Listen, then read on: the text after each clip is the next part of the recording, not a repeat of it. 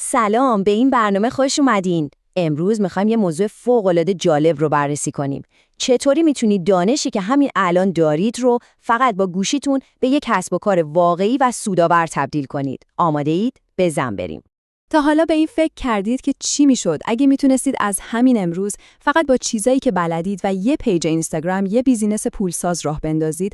میدونم خیلی از ماها تخصصهای خیلی خوبی داریم، ولی همیشه یه سری فکر و خیال مانعمون میشه. مثلا میگیم وای، شروع کردن بیزینس خیلی پیچیده است، کلی پول میخواد، یا حتما باید یه عالمه فالوور داشته باشم. این فکرها کاملا طبیعیه، ولی امروز میخوام بهتون نشون بدم که چرا اینا فقط یه سری بهونه‌ان که نباید جلوی شما رو بگیرن. حالا بیایم رو راست باشیم. اگه این باورها فقط یه سری مانع ذهنی باشن چی؟ اگه واقعیت یه چیز دیگه باشه؟ بیاین با همین باورهای غلط رو بشکنیم و ببینیم واقعاً داستان از چه قراره. اولین و بزرگترین مانع وسواس روی تعداد فالوور. همه دنبال اینن که فالوورهاشون میلیونی بشه، اما سوال اینه، آیا واقعاً تعداد مهمه؟ ببینید، کارشناسا میگن این فقط حواس شما را از اصل ماجرا پرت میکنه. اصل ماجرا چیه؟ کیفیت رابطه‌ای که با مخاطبتون میسازید. این جمله رو ببینید، فوق‌العاده است. میگه داشتن 400 تا فالوور مثل اینه که یه هواپیمای پر از آدم داشته باشی. حالا شما اگه جلوی این 400 نفر صحبت کنی، واقعا نمیتونی فقط 2-3 نفرشون رو قانع کنی که محصول یا خدمتت رو بخرن. اینجاست که دیدگاه آدم عوض میشه. دیگه به مخاطب به چشم یه عدد نگاه نمی‌کنید. اونا یه اتاق پر از مشتریای بالقوه‌ان که منتظرن شما بهشون کمک کنید. یه باور غلط دیگه اینه که من باید یه متخصص جهانی باشم تا بتونم چیزی یاد بدم. اصلاً و ابداً اینطور نیست. شما فقط کافیه یه قدم از کسی که دارید بهش کمک میکنید جلوتر باشید. فکر کنید شما فقط قراره یکی رو از نقطه الف، یعنی جایی که خودتون قبلاً بودید، به نقطه ب، یعنی جایی که الان هستید، برسونید. شما همین الان به اندازه کافی میدونید، فقط باید شروع کنید. و اما بحث شیرین پول. خیلیا فکر میکنن باید کلی تجهیزات حرفه‌ای و بودجه تبلیغات داشته باشن. نه، فراموشش کنید. هزینه راه‌اندازی شما میتونه دقیقاً 0 باشه. فقط گوشیتون و یه پیج اینستاگرام. همین. بعدن که اولین درآمدتون رو داشتید، میتونید همون پول رو دوباره توی کسب و کارتون سرمایه گذاری کنید. به همین سادگی. خب پس نکته کلیدی چیه؟ این جمله همه چیز رو خلاصه میکنه. رقابت واقعی توی تولید محتوا نیست. رقابت واقعی توی نتیجه ساختن برای مردمه. ببینید، موفقیت این نیست که معروف باشید یا ویدیوهای سینمایی بسازید. موفقیت یعنی این که بتونید واقعاً و از ته دل به یه نفر کمک کنید تا به یه نتیجه مشخص برسه. این تمام چیزیه که مهمه. خب، تا اینجا باورهای غلط رو کنار گذاشتیم. حالا آماده اید که ایده خاص و پولساز خودتون رو پیدا کنید؟ عالیه. بیایم با یه استراتژی خیلی شفاف و 3 مرحله‌ای بریم سراغ اصل مطلب. این یه فرمول 3 مرحله است. خیلی ساده است. قدم اول، یه لیست از مهارت‌هاتون بنویسید. تو چه چیزایی از آدمای معمولی بهتر هستید؟ قدم دوم، این مهارت رو به یکی از 3 نیاز اصلی آدما وصل کنید. سلامتی، ثروت یا روابط. مردم همیشه برای بهتر شدن تو این 3 زمینه پول خرج می‌کنن. و قدم سوم، دقیقاً مشخص کنید مخاطبتون کیه، به چه کسی میخواید کمک کنید. با این فرمول شما یه ایده‌ای پیدا می‌کنید که بازار واقعاً بهش نیاز داره. اینجاست که مفهوم نیچ یا همون حوزه تخصصی مشخص میشه. نیچ شما فقط یک کلمه کلی مثل فیتنس یا مشاوره بیزنس نیست. نه، باید خیلی دقیق باشه. مثلا کمک به مادرای جوون برای لاغر شدن بعد از زایمان، یا یاد دادن به فریلنسرها که چطوری اولین $5000 را در بیارن. میبینید چقدر مشخص و دقیقه؟ بسیار خوب، حوزه تخصصیتون رو پیدا کردین. حالا وقتشه که دانشتون رو توی بسته‌بندی جذاب بذارید. یه پیشنهادی که هیچ کس نتونه بهش نبگه. یه پیشنهاد واقعاً رد نشدنی. حالا این اسلاید رو با دقت ببینید، خیلی جالبه. یه حساب کتاب ساده چطوری میتونه کل استراتژی شما رو زیر و رو کنه. فرض کنید میخواید $10,000 درآمد داشته باشید.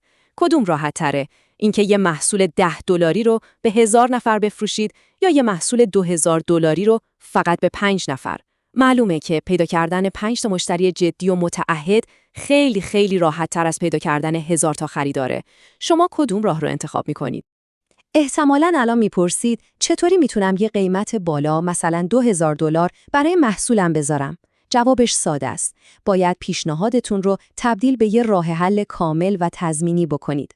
آدما با کمال میل حاضرن پول زیادی بدن به شرطی که مطمئن باشن ارزشی که میگیرن 5 یا 10 برابر اون پوله.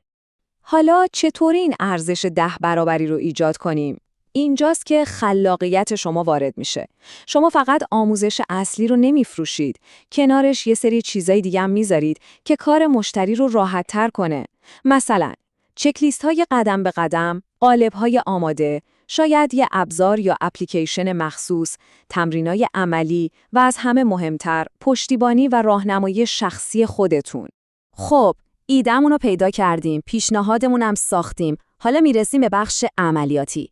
نقشه راه شما اینجاست. برنامه 90 روزه اینستاگرام. این قرار موتور رشد شما باشه. ببینید، ساختن وبسایت و اپلیکیشن و این چیزا رو فعلا بذارید کنار. اینستاگرام خودش به تنهایی همه کارو براتون میکنه. میتونید ایده‌تون رو تست کنید، از مخاطب بازخورد بگیرید، محصولتون رو بفروشید و حتی پولش رو مستقیم توی دایرکت دریافت کنید. اینستاگرام همه چیزه. هم گروه تحقیقتونه، هم ویترین مغازه‌تونه، هم سیستم فروشتونه. فوق‌العاده نیست؟ نقشه شما اینه. خیلی ساده، اما نیازمند انضباط. روز اول پیجتون رو میسازید. از روز اول تا روز 90 هر روز تاکید میکنم هر روز یه محتوای واقعاً مفید و کاربردی پست میکنید. محتوایی که یه مشکلی رو حل کنه.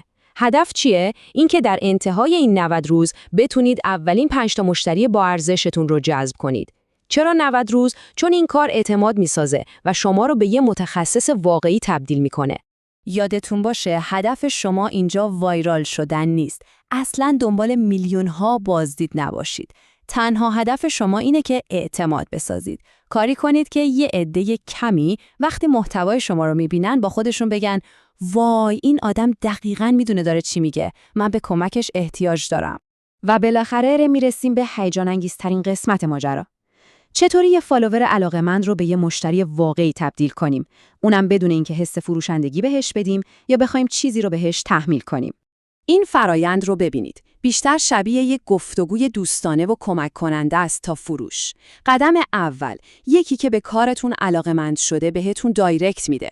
قدم دوم، شما بهش یه تماس رایگان 15 دقیقه‌ای پیشنهاد میدید تا ببینید اصلا میتونید بهش کمک کنید یا نه. قدم سوم، توی اون تماس واقعاً بهش کمک میکنید، مشکلش رو تشخیص میدید و بهش ارزش واقعی میدید. و در نهایت قدم چهارم، اگه دیدید که واقعاً میتونید کمکش کنید و برای هم مناسب هستید، اون موقع پیشنهاد با ارزشتون رو به عنوان راه حل نهایی بهش معرفی میکنید. این فروش نیست، این کمک کردنه. این جمله رو هضم کنید.